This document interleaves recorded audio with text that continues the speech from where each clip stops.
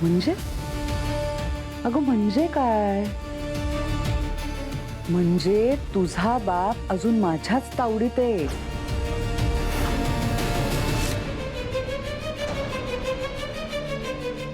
आणि जोपर्यंत तू आपली डील स्वीकारत नाहीस तोपर्यंत मी काही त्याला सोडत नसते.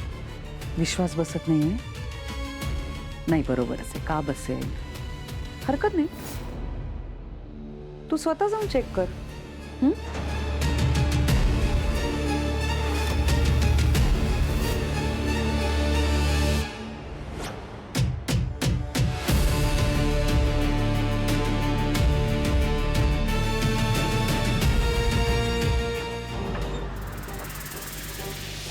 अरे यार, या घरात नेमकं चाललंय काय? माझी कोणीतरी डुप्लिकेट येऊन ती अशी काय जादू केली सगळ्यांवर? ही मीरा माझ्याशी प्रेमाने बोलते, मला रिस्पेक्ट देते. नक्की काय बोलायचं असेल तिला माझ्याशी?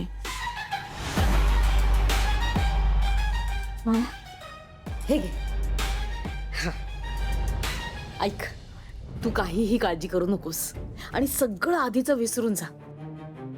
तू कुठे गेली होतीस, काय करत होतीस, आम्ही तुला काहीही विचारणार नाही, ठीक आहे? फक्त तू या घरात परत आलीस ना, हे आमच्यासाठी सगळ्यात महत्वाचं आहे. ओके. बरं, आपलं प्लॅनिंग तुझ्या लक्षात आहे ना? काय? एक मिनिट, काय प्लॅनिंग? एक मिनिट. मी जेलमधून निघाले त्यानंतर तुम्ही मला भेटलात आणि अजितशी लग्न करायला सांगितलं. त्याचं काय आता मध्येच? अरे पण मी नाही म्हणालेले ना. अगं, पण पण आपल्या अजितने तुला पटवलं की. अजितने पटवलं मला? नाही नाही, एक मिनिट, हे घ्या. अजितने मला पटवलं कधी? हा, मी त्याच्याशी लग्न केलं? अरे काय बोलताय तुम्ही? तुमचं डोकं थाऱ्यावर आहे का?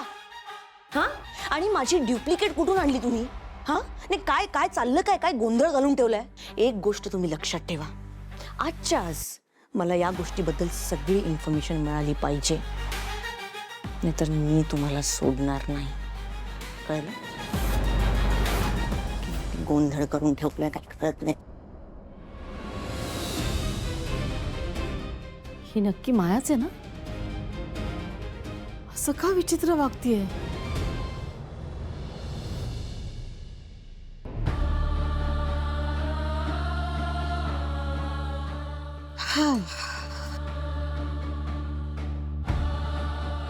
जगात आपल्यासारखे दिसणारे 7 लोक असतात असं ऐकलं होतं. आता एक्सपिरियन्स करते.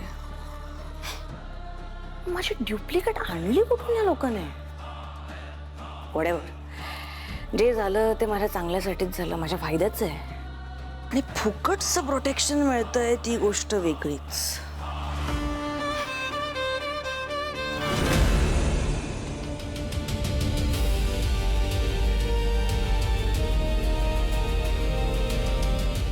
बाबा, बाबा, बाबा, हे नक्की बाबाच आहेत ना?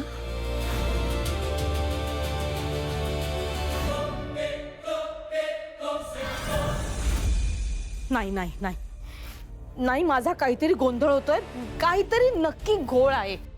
तेच तर, ही माया आहे ना, माया वाटत नाही. मग काय दीपिका पादुकोण वाटतंय तुम्हाला? कम ऑन यार गाइस, माया आहे ती,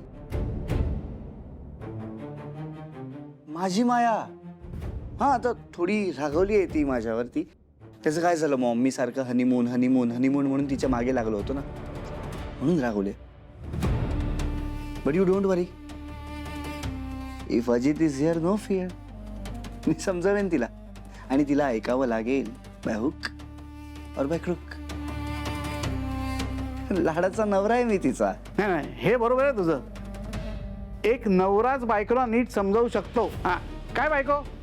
अहो, विषय काय चाललाय, तुम्ही काय बोलताय? एकदम माझ्या डोक्यात इतका गोंधळ झालाय ना, कसं सांगू मी? असं सांगू म्हणजे मॉम, आता आम्ही दोघंच आहोत इथे, जे आहे ते सांग डिरेक्ट. हे बघ, माया आणि माझी जी काही चर्चा झाली त्याच्यावरनं माझ्या डोक्यात गोंधळ झालाय. मला काहीही कळत नाहीये. अरे वा,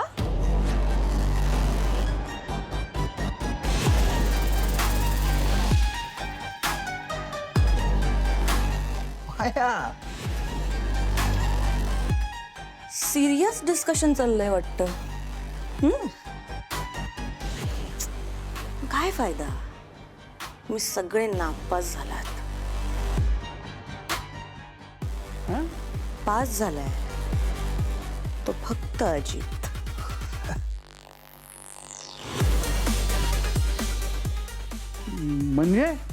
म्हणजे सगळ्यांची परीक्षा घेत होते मी. सगळे फेल झालेत. माझी सासू सुद्धा मला ओळखू शकली नाहीये. जिंकलाय तो फक्त अजित. आणि जर हे असंच असेल तर आपण मंजिरी विरुद्ध कसं लढणार आहोत? एक मिनिट माया, तुला जे काही बोलायचं आहे ना ते स्पष्ट बोल. स्पष्ट सांगते, मी तुम्हा सगळ्यांची परीक्षा घेत होते, कारण आपल्याला मंजिरी विरुद्ध लढायचंय. आणि त्याच तयारीसाठी मी 2 दिवस गायब झालेले आहे.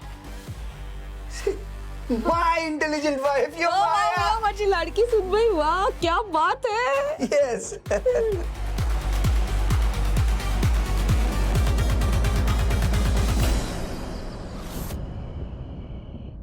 ताई, तू खरं बोलतेस ना? मीरा, अगं मी खोटं का बोलेन? हे बघ, बाबांना मी दिसते. हा, मी त्यांना हाका मारल्या पण त्यांनी काही उत्तरच दिलं नाही. बरं, एकदा तर मी मुद्दाम एकट्यात त्यांना हाक मारली. बाबा असं का करतील मला सांग? नाही, बाबा असं करणार नाही. पण इथेच आपल्याला पुरावा हवाय मीरा.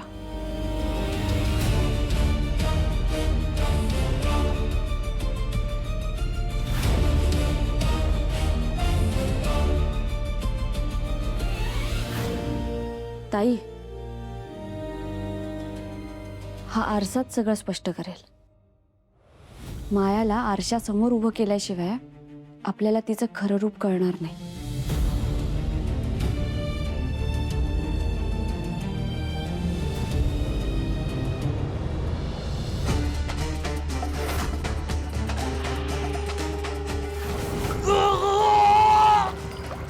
आता तिन्ही कवड्या आपल्याकडे आहे. एका कवडीत देवयानीचा आत्मा कैद आहे, दुसऱ्या कवडीत मीराचा आत्मा कैद होईल, आणि तिसऱ्या कवडीत मीराच्या मुलीचा. मग आपल्याला चिरतरुण होण्यापासून कोणीच थांबवू शकणार नाही. देवयानीचा आत्मा मला कवडीत कैद करता आला. त्या महागौरीने चलाखीने पत्रिका बदलल्या म्हणून मी मीराच्या ऐवजी अंबिकाचा बळी दिला. तिचा आत्मा या कवडीत कैद करण्याचा प्रयत्न केला, पण तो झाला नाही. कारण मुळात ही कवडी अंबिकासाठी नाही, मीरासाठी तयार झालेली होती. मीराच्या पोटी माझा तिसरा बळी जन्माला आला की मीराला मारून तिचा आत्मा या कवडीत कैद करायचा आहे.